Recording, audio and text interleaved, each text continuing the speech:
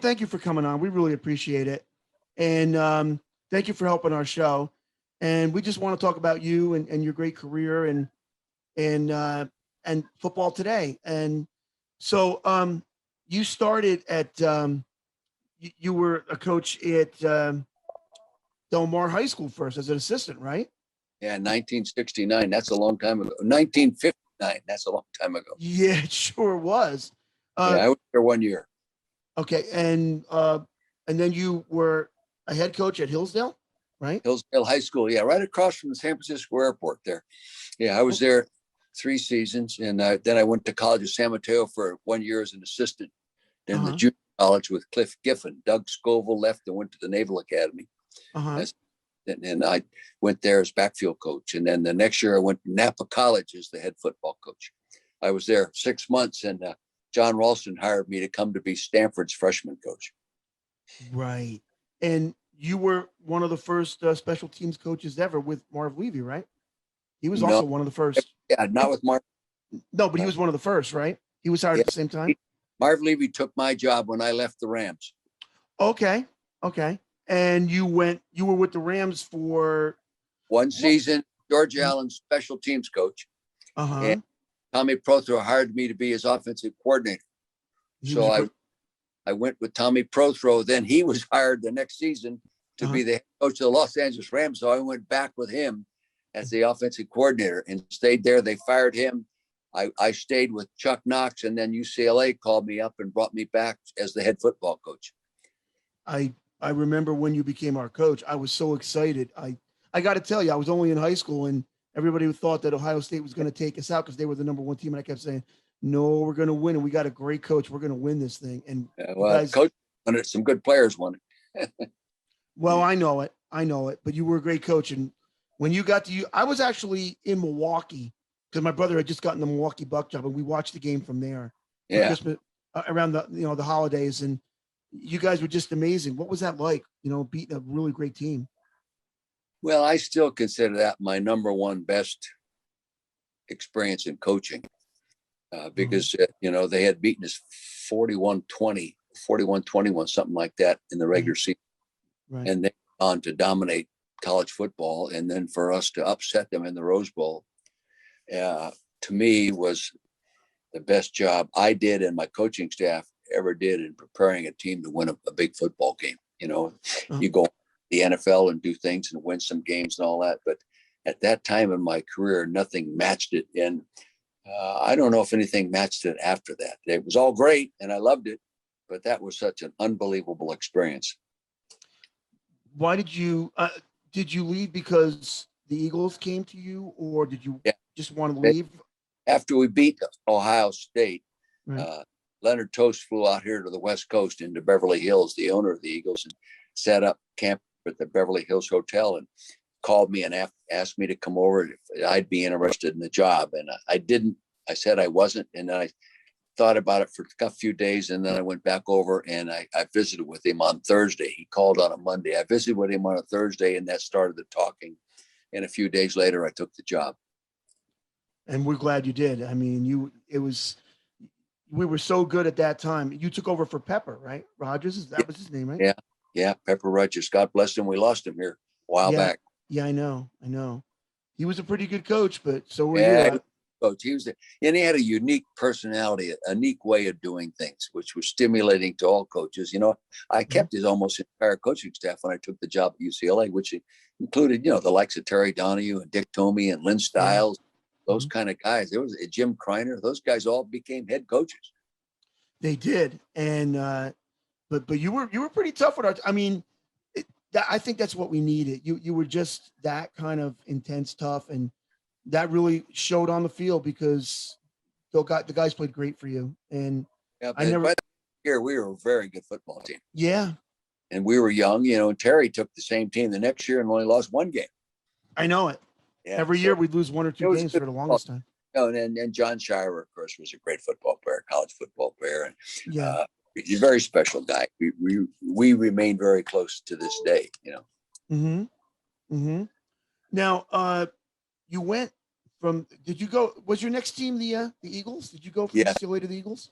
Yeah, we were there 7 seasons, and I left after 7 seasons and went into broadcasting and after the '82 season, and did it for 14 years.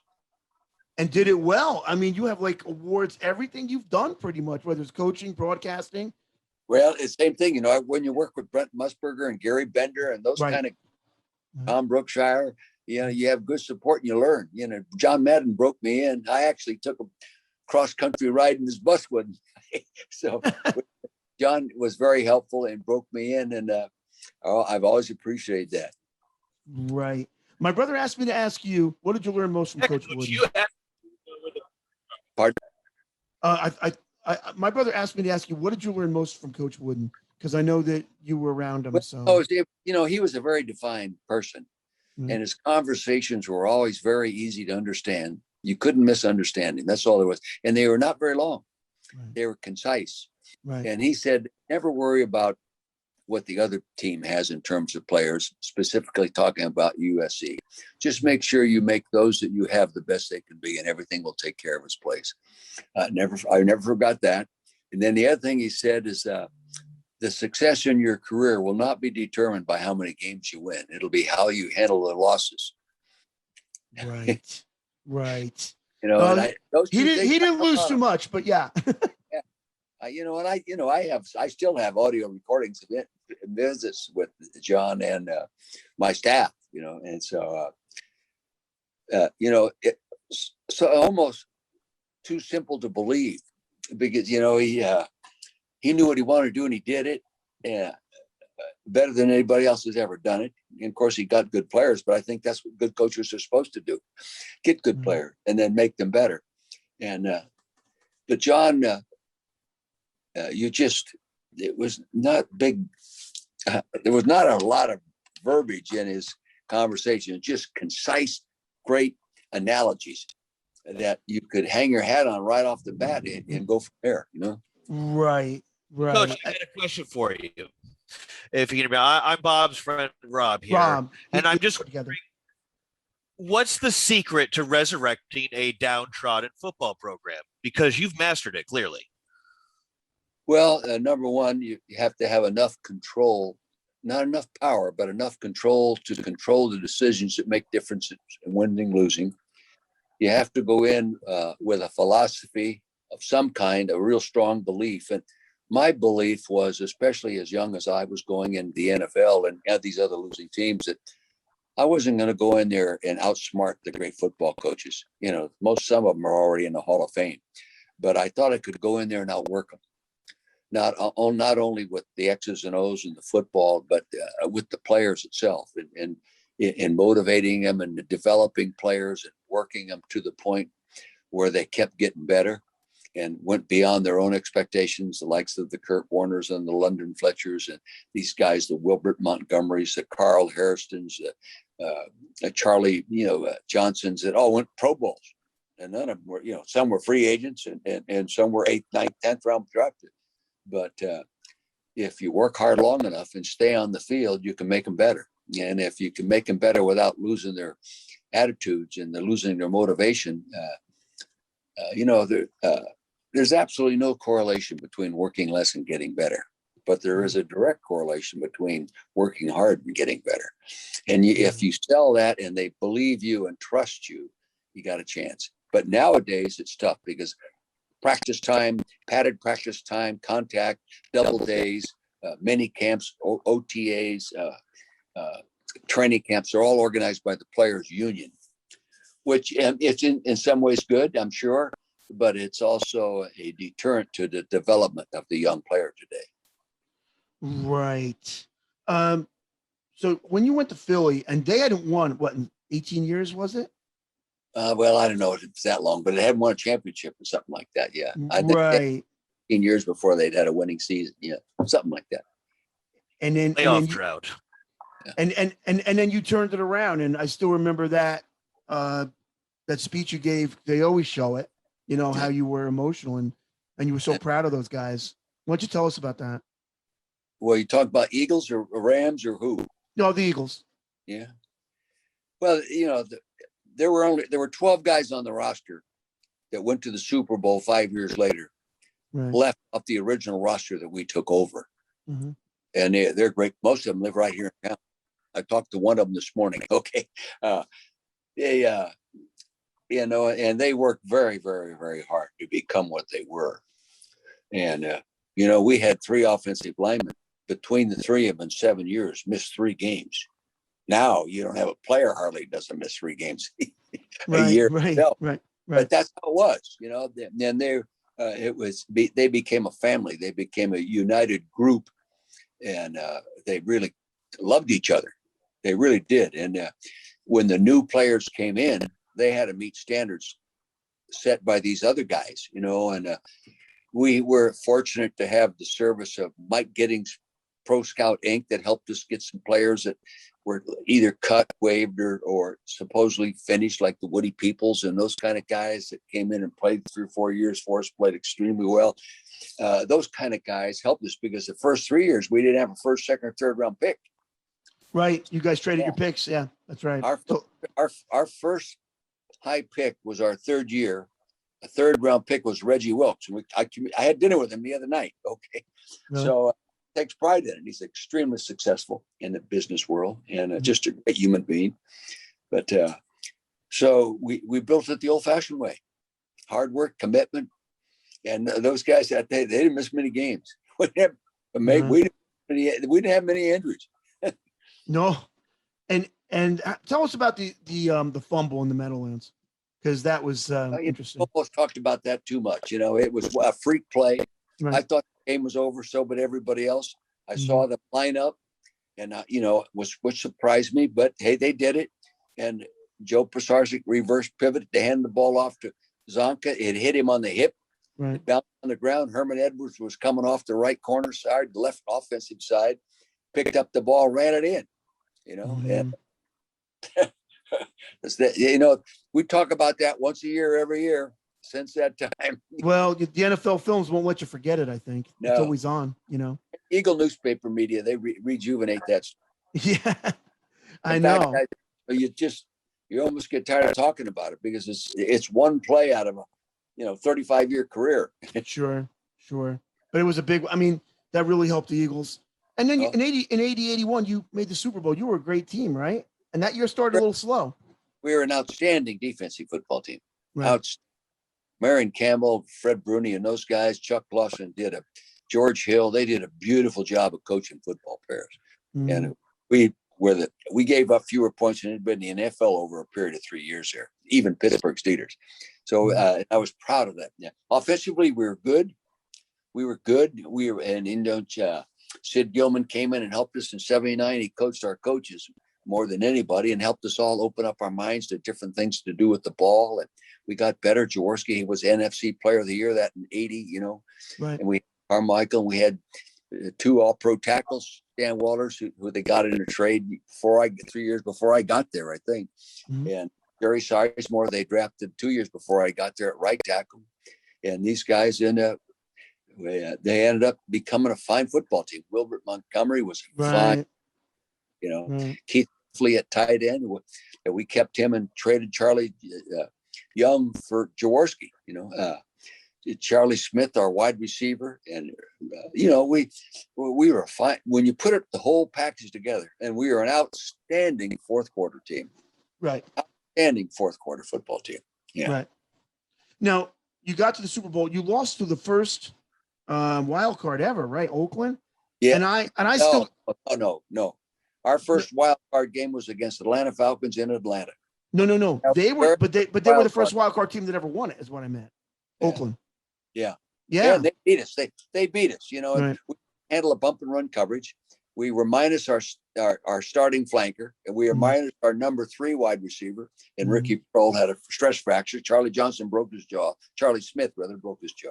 But that's no excuse. We couldn't handle their man-to-man coverage out there, and they shut down our running game. And we just couldn't score enough points to win. Right. That year, and I liked the Buffalo Bills back then, and they had Joe Cribbs, and they had and Joe Ferguson. Yeah. And they played Oakland in game 2 of that season and won 26-14 in Buffalo. And I really believe the only team that probably could have took the Bills out was Dan Fouts. And sure as heck, like the Bills actually had them on the ropes in San Diego. Yeah. And Charlie Romes drops that interception with the ice the game. And I put my head down. I'm like, now we're going to lose. And on the next play, Fouts just threw like a 45-yard pass. Yeah. And they came back and won. But I honestly believe that if we had played Oakland, we would have beat them. They would have never got to that Super Bowl. Yeah. The way to beat Oakland was to beat them on the road. Right. We beat them during the regular season. That year we lost them in the Super Bowl. We beat them here in Philadelphia. Right. Yeah. And that game would have been in Buffalo because Buffalo won the division that year. Yeah, it wasn't a blowout, but we did beat them. Yeah. Right. But anyway, I knew that was Chuck Knox's team, and I worked for Chuck. Oh, yeah. Great coach. I really enjoy him. He's a Hall of Fame coach. May never get in there because he didn't get to the Super Bowl. What was George Allen like? Because I know you work with him too. I really enjoyed him. We became. I was only worked there 1 year, and I left to become an offensive coordinator. But I really enjoyed him. I enjoyed his tenacity, his communication skills, his attention to detail, those kinds of his fanaticism. I quote him often in my own mind. I think about him often, and I later would bring him to our training camp at the Eagles and spend a week with us and talk to the teams. He won over 70% of his games, and every team he took over, team. And he did it his way. Like the owner of the Redskins told me one night we were in Atlantic City at a heavyweight championship fight out of coaching. And he said, I gave George Allen an unlimited budget and he exceeded it. And he was the coach of the Redskins the year that Miami went undefeated, right? Yep. Yeah. I liked him. I thought he was a really good coach. I really did. Yeah. I knew the family well. Now, Coach, are there any current teams that you find yourself resonating with or remind you of some teams you had coached in the past? Well, I follow the teams that I've coached. Eagles, and I got to know Doug Peterson. He was drinking my Vermeil wine, so I got to know him. And, I was disappointed they let him go. And I haven't met the new coach. But I follow them. I'm here. I still live in Chester County, Pennsylvania, 40 miles from the stadium. I follow the Rams because of Stan Kroenke, the owner I work for. I like the young head coach. He's a good guy. I follow the Chiefs because I coach there. Yeah, I'll be there in 2 weeks, and I'll have about 20 of my former players that live in town. We're going to have dinner together, and those kind of guys. I follow John Holmgren's team, Harbaugh's team in the Ravens because he's nearby, and one of my old friends is his line coach, and so I follow them. And I talk with John from time to time. I follow Saints because Peter Junta coaches the secondary there. He was my co-coordinator with the Rams. And, I like to stay in touch and watch the teams that I know people on. And I'm getting to the point I hardly know a head coach anymore. Some of these guys were in their diapers when I was coaching. Right. So, and any prediction for the coming season? Who do you think is going to win it all? Oh, you always have to go back with the guy that did last year. Yeah, Tom Brady. Yeah, you have to go back with that. That's where you start. I think the Chiefs will jump back into it. They saw the line. I think they'll jump right back into it. What do you think about Pat Mahomes? Because I like the Chiefs too. Well, I think when he's got a good supporting cast, he's as good as there's ever been. Yeah. Right. Yeah, he's great. I mean, he's really, really great. So tell us about the Rams. You won the championship there. Yeah. And that Super Bowl was called one of the best of all time. A lot of people think it. It came right down to the end on the goal line, pretty much. Yeah. Tough way to win, but they won it. But anyway, there was only 9 guys on that roster that went to the Super Bowl that were there when we took the team over. Mm-hmm. Fortunately, they were pretty good players. And you add Kurt Warner, who becomes a Hall of Famer. You add Marshall Faulk, who becomes a Hall of Famer. You draft Orlando Pace, who becomes a Hall of Famer. Isaac Bruce goes in this year. There's 5 offensive players in the Hall of Fame off the offense, and Torrey Hill will go in next year. Okay. So, and the first 2 years, we took the old-fashioned Eagle approach. Just worked the hell out of them, pads every day and double days and long practices and sweating hard. But we developed some players. that were supposed to be as good as they ended up being. Yeah. And you bring in a Mike Martz, my third year there, and not that Jerry Rome did a bad job coordinating the offense. I probably screwed him up more than anybody, but he did a good job. But I thought we needed a change. I brought in Mike Martz that nobody knew about, but I liked him. And he and Al Saunders joined the staff. John Masco joined the staff. Dana LeDuc joined the staff. I always said at that time, it was like having 4 first-round picks join the staff, because they made everybody on the team better and made me a better head coach. And Mike that was his first pro coordinating job. See, I knew him when he was coordinating offense at Arizona State. I watched him go. I studied what he was doing and talked with him, and I didn't know him well at all. But anyway, he did a marvelous job, and we win it all. And we had the talent to win it all. Yeah, and let me tell you, it seems like you could take over a program right now. I mean, you still got it, Coach. You still got it. There's no doubt. Yeah, well, thank you. You're a little more optimistic than I am. And people always tell me, geez, for 84, you look really good. I say, you know something? I can't hear, I can't think, I can't remember. I have artificial hips, I can't see, and I can't pee. Other than that, I'm in real good shape. Well, speaking of remembering, do you remember the Army Air Force game you broadcasted in '96? Oh my God, yeah. You bet. I love doing those. I love doing the academy games. Brett and I did the Army Navy game like 4 or 5 times. I did the Air Force Army game. I've done a Notre Dame Navy game. I love doing those because I love the West Point and I love the academies, what they stand for and how they teach and how they discipline and how they run the schools. And so that was it's a great experience in broadcasting. Well, you were in the booth and I was in the stands for the '96 Army Air Force game. And I've probably watched that game on tape and watching you 100 times. You know, I think that's the game Schwarzkopf came in the booth. It was. Absolutely. Yeah. That's the one. Yeah. General himself. Yeah. Yep. Army was 8-0 going to that game. It's great. Yeah. So you ended up going to the Chiefs, and everywhere you go, your offense is just amazing, which I kind of like. I'm a big offense. I know defense is important, and you got to knock the stuffings out of the other team, but offense, like the Bills were that way, and your Rams reminded me of them. And then you go to the Chiefs, and then you have this amazing offense. Well, that was with us at the Rams, came and he took over. He was my coordinator. And, right. You know, as a head coach, when you know what you really want, then you hire the kind of people you want to coach you. Mm-hmm. We were very Carl Peterson, you know, I didn't have full control of the draft, but Carl Peterson, the president of the team, worked for me at UCLA and the Eagles. So I knew him extremely well. And we did some good things there, but we never did a good enough job of putting the defense together. We had a good enough offense to win it all. If you took all 5 years and added up points scored, yards, and all that kind of stuff, we were number one. You know, Priest Holmgren scored 27 touchdowns in one season himself. Right. If Dallas or New York or the Bears, he might be a Hall of Fame already by now for doing that. But when you're in Kansas City, you don't get the same kind of respect for player performance. It's better now with Patrick there. He demands the respect, you know. Right. We had Hall of Fame left tackle and Willie Rowe for 3 of the years. Okay. Hall of Fame right guard, Will Shields. Okay. The left guard, Brian Waters, has been nominated for the Hall of Fame. Casey Wigman made the Pro Bowl. Tony Gonzalez is in the Hall of Fame. Yeah. Okay. So, and then we had Priest Holmes and then Larry Johnson. So it was, you know, and Trent Green just did a great job. Just a very special human being. Oh, no, there's no doubt about it.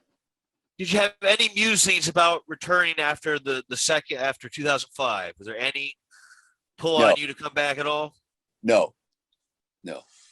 When I was out the first time, the 14 years, and the 13 of the 14 years, someone asked me if I was interested. And I actually talked to some people about going back, but not at the age that I left, no one asked, believe me. Okay. So you do the winery, right? Yeah. Want to tell us about that? Links in the description, folks. Well, I was born in Calistoga, the north end of the Napa Valley, wine country. I grew up helping my grandfather Vermeil make our wines from a vineyard that my great grandfather on the right on my Italian side of my family owned part of Frediani Vineyard, which is still there. Same family owns it now for over 100 years. And I'm deeply involved with them. So we started making wine for fun. Actually, the first bottling was our Super Bowl year, 1999. We had about 150 cases of Jean-Louis Vermeil Cabernet. He sold the wine, we sold it as their wine. What I wanted, I bought, but that was the label. We did that from 99 till 2007, 2008. Some friends of mine with real money came to me and said, let's take your connections, your people, your process, and turn it into a full-fledged business. So that's what we do. We don't own a winery. We custom crush at a winery, moving to Mendingwall this year.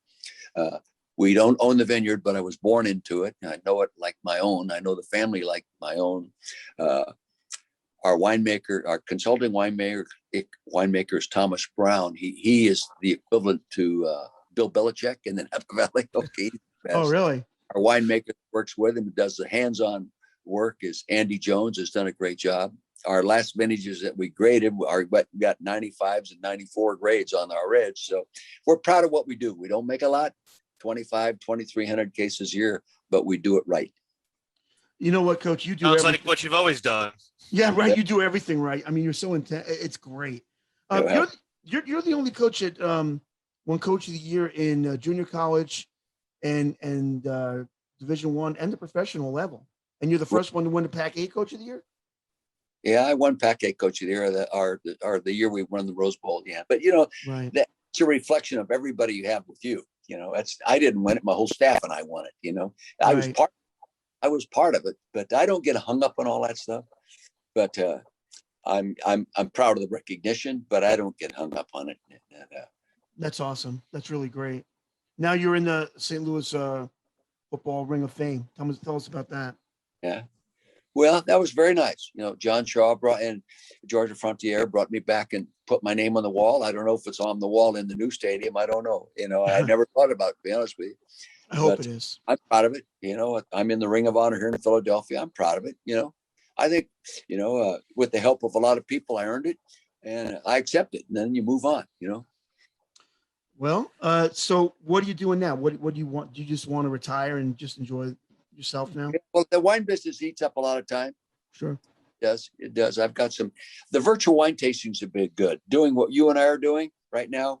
Mm-hmm. And we pour our wines for people that bought it and they have it in their homes or in their business, or it's given as gifts. And then I go on with the group and explain the history of the process, the people involved, what we're doing, and the qualities of the grapes, when they were picked, how they were matured, how they were aged, all these different things. And then we just taste wine. That's pretty good. That's a pretty good project. Sort of that fun. Sounds like the perfect follow-up show. Yeah. We'll do a wine testing on the show. Yeah. But I'll tell you what, Coach, I'm really excited to have you on because you don't know how much I loved you. I'm a big fan of yours, and I'm not making that up. I hope I deserved it. Thank you. No, you did. I hope we deserved. We didn't deserve having you on because you're great. Right. I mean, well, you take care of yourselves. All righty, go Chiefs, go Rams. Take care. Yeah, go Chiefs. Yeah, you bet. Go Rams. Thanks, Bye-bye. Coach. Bye, Coach. Bye, Coach. Bye-bye. But yeah, folks, Dick Vermeil, legendary coach. Oh yeah, I'll tell you what. He's intense in everything he does, even wine. I mean, that's just him. He handles it like he's a like an army guy, like a sergeant.